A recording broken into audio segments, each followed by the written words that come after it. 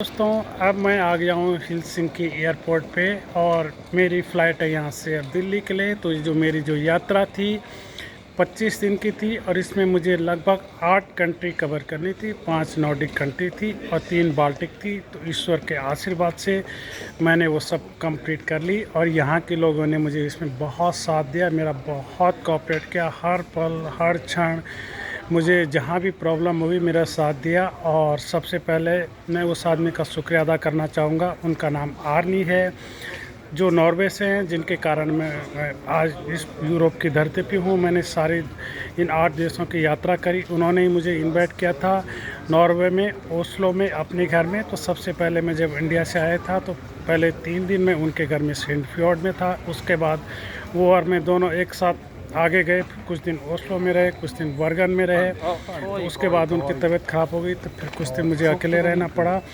तो जो मेरी यात्रा थी दोस्तों नॉर्वे की, वो बहुत अच्छी रही क्योंकि वहाँ पे आर्नी मेरे साथ थे और उनके साथ बहुत अच्छा रहा। उन्होंने मुझे बहुत कुछ दिखाया नॉर्वे ओस्लो में। और वहाँ पे उनके दोस्त हैं मिस्टर तारिया हो, वो प्रोफेसर हैं ओस्लो यूनिवर्सिटी से। तो उन्होंने भी मुझे अपने घर में इनवाइट किया था। तो हम लोग एक दिन उनके घर में गए थे डिनर के लिए। और उसके बाद एक दिन उन्होंने हमें अपनी सिस्टर के घर बुलाया था, तो हम उनकी सिस्टर के घर भी गए, वहाँ भी हमने डिनर किया था। उनकी सिस्टर वहाँ पे बहुत बड़ी फैशन डिज़ाइनर है इधर नॉर्वे में, और उनके हस्बैंड वहाँ पे फिजिशियन रहे, डॉक्टर रहे, जो अभी रिटायर हो गए हैं।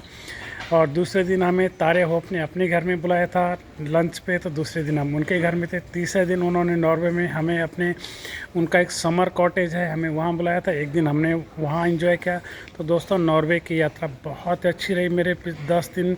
उसके बाद मैं आइसलैंड की तरफ चला गया, वहाँ भी बहुत अच्छा रहा। लोगों ने मुझे मेरा बहुत साथ दिया।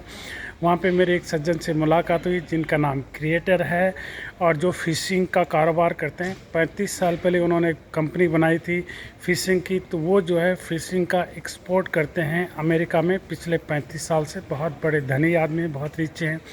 बहुत बड़ा अपार्टमेंट है उनका, उसमें लगभग उसकी कॉस्ट आज के डेट में लगभग 40 करोड़ रुपए है। तो एक दिन उन्होंने मुझे अपने घर बुलाया था दिन में, तो पूरा दिन मैं उनके साथ रहा, उन्होंने उनके घर में रहा, उन्होंने मुझे डिनर कराया।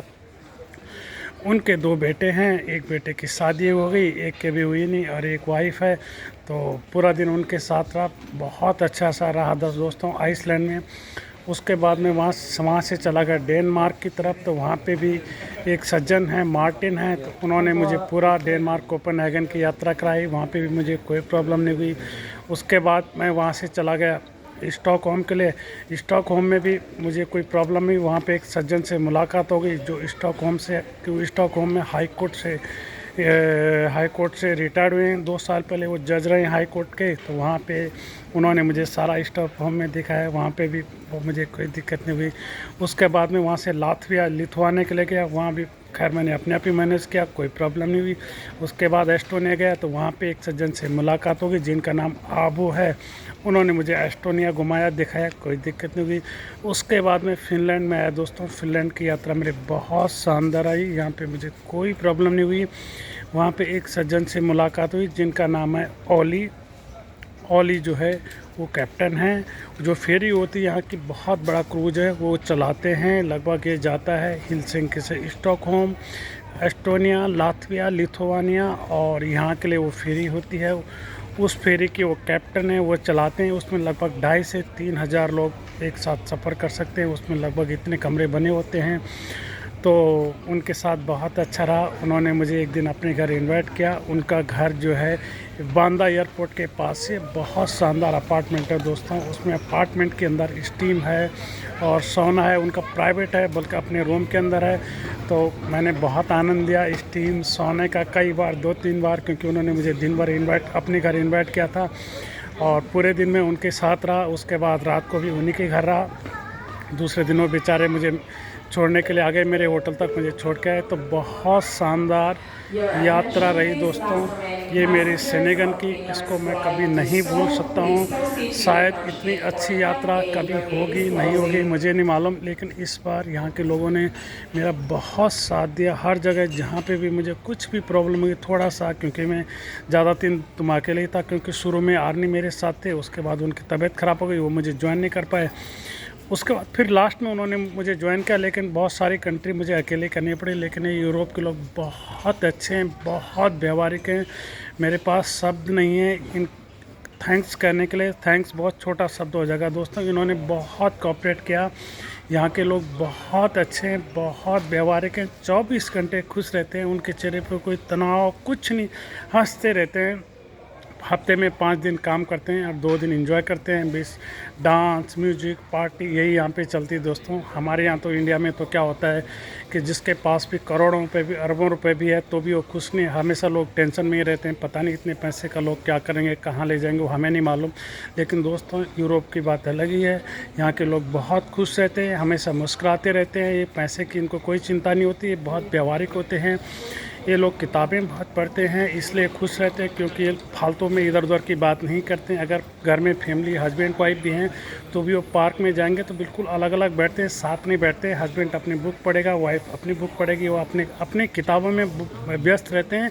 लेकिन एशियन कंट्री में क्या होता है कि हम लोग ग्रुप में बैठ जाएंगे, इधर उधर की एक दूसरे की चुगली करेंगे, उसके घर में क्या हो रहा है, उसने क्या खाया, उसने नहीं खाया। लेकिन दोस्तों यूरोप है, इनको किसी से मतलब नहीं। इवन हस्बैंड वाइफ भी हैं, वो भी अपने अकेले अकेले रहना पसंद करते हैं। तो यहाँ की लाइफ है, मुझे बहुत कुछ सीखने को मिला यहाँ पे। एक चीज़ मुझे और बताई यहाँ पे लोगों ने, कई सारे लोगों से मेरी बात हुई फिनलैंड में कि यहाँ पे 95% लोगों का डाइवोर्स हो जाता है लगभग 50 और 55 के बाद। तो मैंने पूछा उनसे कि जी ऐसा क्यों होता है, ऐसा क्यों आप लोग करते हैं जब 50-55 के बाद आप डाइवोर्स लेते हैं, ऐसा क्या है, आपके बच्चे हो जाते हैं, उनकी शादी हो जाती है। कहते हैं हम लोगों के यहाँ पे क्या होता है, हर आदमी काम करता है, हस्बैंड भी काम करता है, वाइफ भी काम करते हैं, सबके अपने अलग अलग घर होते हैं, हस्बैंड का भी अपना होता है, वाइफ का भी अलग होता है।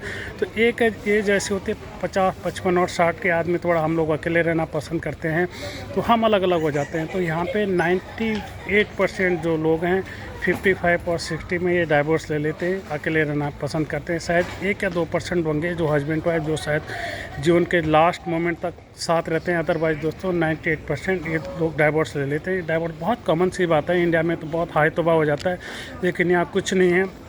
अकेले अकेले रहते हैं, फिर भी इनकी दोस्ती रहती है। वाइफ अपने घर में रहती है, अपने घर में रहते हैं।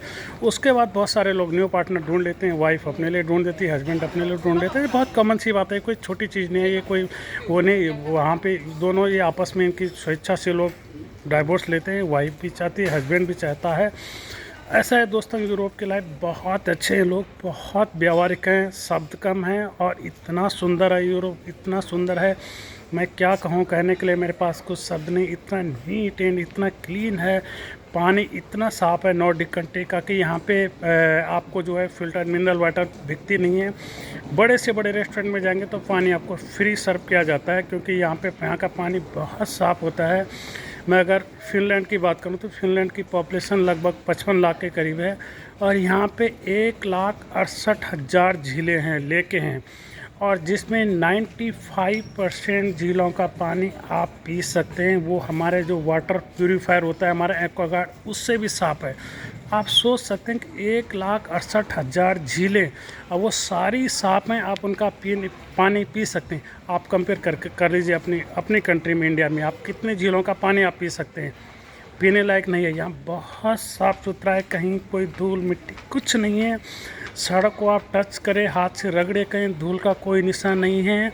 हर आदमी सिस्टम को फॉलो करता है। 24 घंटे बसें चलती हैं, ट्रेन चलती हैं, चाहे आदमी है नहीं है, 24 घंटे बस चलती है, वो खाली चल, लेकिन उन्होंने चलना है। एयरपोर्ट के लिए जो है, हेलसिंकी से एयरपोर्ट के लिए हर 5 मिनट में एयरपोर्ट स्पेशल ट्रेन चलती है, हर 5 मिनट में।